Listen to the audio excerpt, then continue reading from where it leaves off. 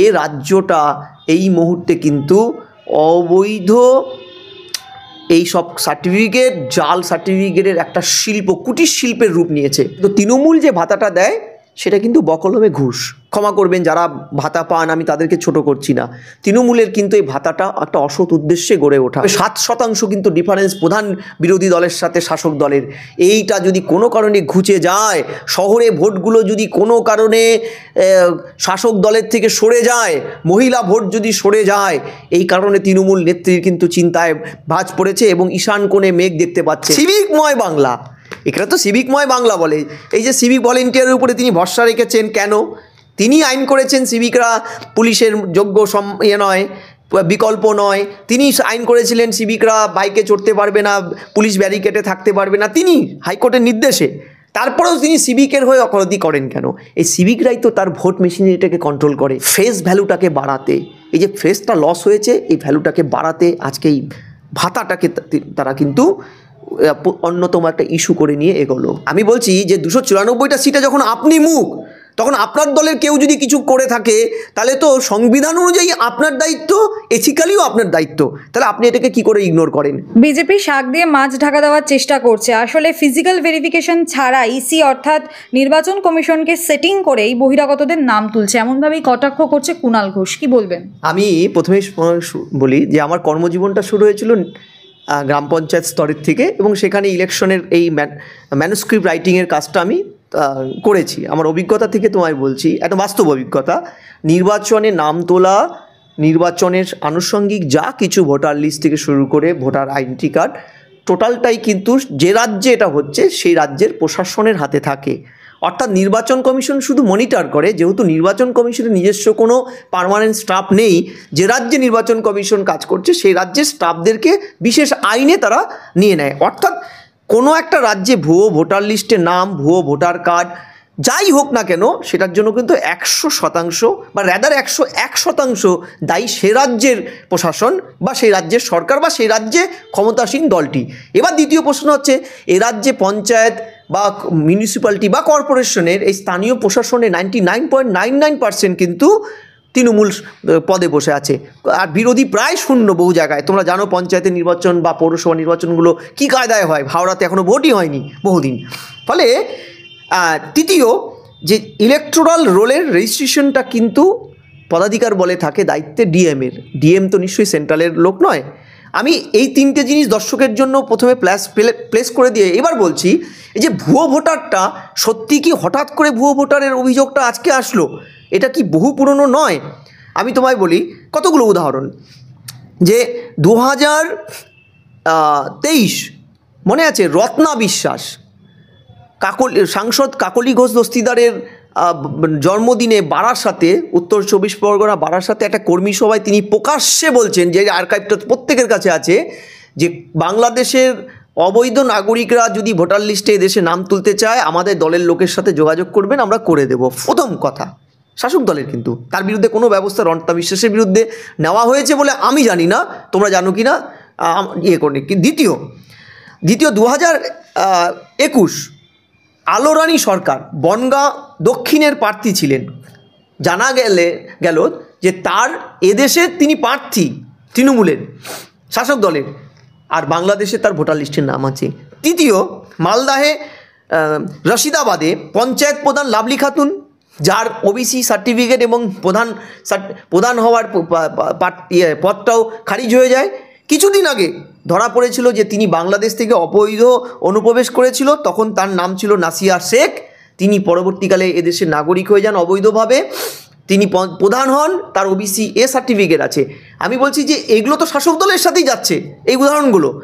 আমি বলছি এই যে তোমার কেরালাতে 2024 কেরালাতে গ্রেপ্তার হলো আনসারুল্লাহ বাংলায় এবিটি জঙ্গি গোষ্ঠীর একজন নেতা, একজন কট্টর জঙ্গি, কুখ্যাত জঙ্গি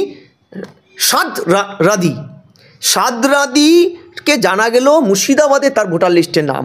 ইভেন তিনি যার বাড়িতে থাকতেন তিনি তার সেই সাদ রাদি জঙ্গি, বাংলাদেশের কট্টর জঙ্গি, তার বৌদি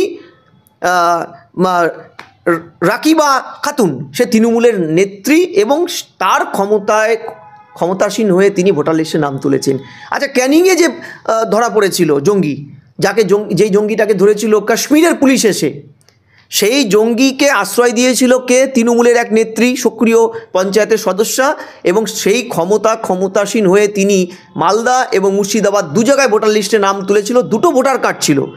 আচ্ছা আমি বলছি অসমের এসটিএফ যখন এসে এ রাজ্য থেকে একাধিক জঙ্গি ধরলো, তাদের প্রত্যেকের এখানে নাম ছিল। আচ্ছা মালবাজার পৌরসভা তৃণমূল চালিত, সেখানকার প্রশান্ত দত্ত নামে একজন কর্মী, সে তৃণমূলের সক্রিয় সদস্য, তিনি আফগানিস্তানের নাগরিকদের মানে বৈধ অরিজিনাল বার্থ সার্টিফিকেট শুধু বের করে দেয়নি, তার মৃত বাবা মারও বার্থ সার্টিফিকেট বের করে দিয়েছে। আমরা প্রত্যেকে জানি ভারত সরকারের এক্সিস্টিং আইন অনুযায়ী আমি আমার সন্তানের একবার যদি বার্থ সার্টিফিকেট বের করে ইস্যু করে ফেলি, দ্বিতীয়বার ওটাকে চেঞ্জ করা যায় না, এত কড়া আইন।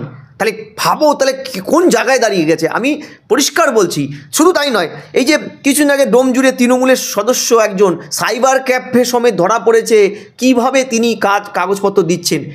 এই প্রত্যেকটা কেসে যখন তৃণমূলের সদস্যদের সক্রিয় অংশগ্রহণ, সার্টিফিকেট, আধার, ভোটার কার্ডের জালিয়াতি ধরা পড়েছে, তারপরে ভারত সরকারের বর্তমান আগের আইন আইপিসি 216 কিংবা বর্তমান যে বিএনএসএ 253 ধারায় যাদের বিরুদ্ধে মামলা করার কথা, তৃণমূল তাদের বিরুদ্ধে একটা মামলা করেনি। আমি তোমায় বলি, বাদুড়িয়াতে বেশ কিছু বছর আগে একটা সেন্টার ধরা পড়ে ভুয়ো আধার কার্ডের। সেই ভুয়ো আধার কার্ডে বাবা মা রীতিমতন ভাড়া দেওয়া হতো, এবং সেটা করতো তৃণমূলের শাসন মানে বিভিন্ন নেতারা।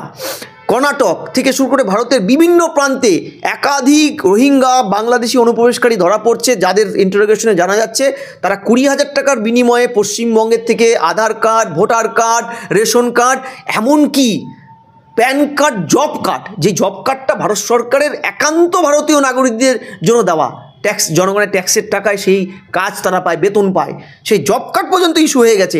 আমি বলছি এই ঘটনাগুলোকে একবারও প্রমাণ করে যে বিরোধীরা এটার সাথে সক্রিয়ভাবে যুক্ত।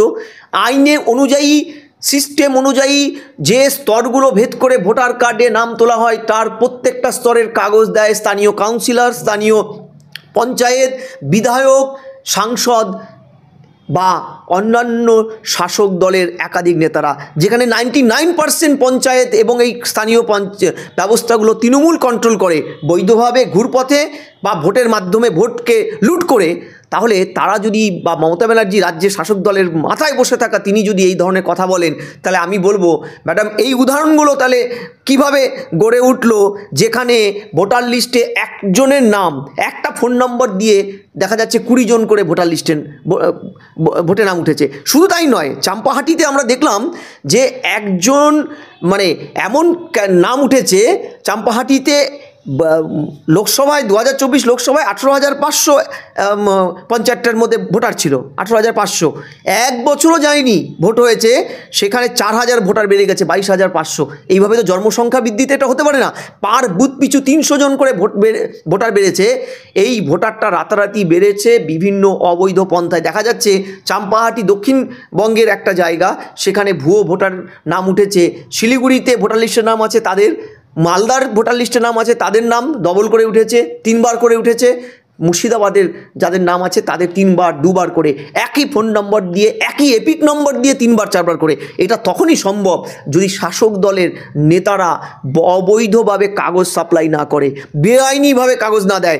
এই যে লাস্ট কয়েক মাসে বাংলাদেশের উদ্ভূত আভ্যন্তরীণ বিশৃঙ্খলার পরে যে কায়দায় ওপার থেকে মানুষজন অবৈধভাবে এখানে প্রবেশ করে শাসক দলের বদান্যতায় একের পর এক বিভিন্ন কাগজ জোগাড় করে নিয়েছে আমরা দেখলাম, তাতে একটা জিনিস পরিষ্কার, এন্টায়ার প্রসেসটা কিন্তু তৃণমূল করছে শুধু ভোটটাকে ম্যানিপুলেট করতে, ভোটটাকে কন্ট্রোল করতে। এই অবৈধ ভোটাররা মরে গেছে বাবা মা, তারা এসে ভোট দিচ্ছে।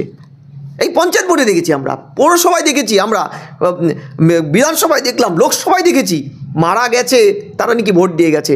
এটা নিয়ে বিভিন্ন মিমও ফেসবুকে ছড়াচ্ছে যে আমার বাবা মা এসে পাড়ায় এসে ভোট দিয়ে গেল স্বর্গের থেকে নেমে, আমাদের সাথে একটু দেখা করলো না, একটু চা খেলো না। এইটা হচ্ছে এই যে জায়গাটা, এটা কিন্তু শাসক দল মেপে একদম সঠিক পন্থা কৌশলে এটা করে। কারণ 17 থেকে 20 লাখ 30 লাখ ভোট মানে কত বড় ভোট মাথায় রাখতে হবে। একটা পরিসংখ্যান দিলে বুঝবেন যে লাস্ট নির্বাচনে তৃণমূল তার আগের নির্বাচনের থেকে 15 লক্ষ ভোট কম পেয়েছে। বিজেপি বিরোধী প্রধান বিরোধী বিজেপির সাথে তাদের ভোটের ডিফারেন্স মাত্র 7%। এই যে 16-17 বা 20 লক্ষ ভোটার অবৈধভাবে মৃত অবৈধ অনুপ্রবেশকারীদের ঢুকিয়ে নিয়ে যদি তৃণমূল শাসক দল এই ভোটটাকে নিজেদের দিকে আনতে পারে বা আনে, তাহলে এই যে 7% প্রধান বিরোধী দলের সাথে ডিফারেন্সটা এইটা আর্টিফিশিয়ালি ম্যানেজ করে নিতে পারবে।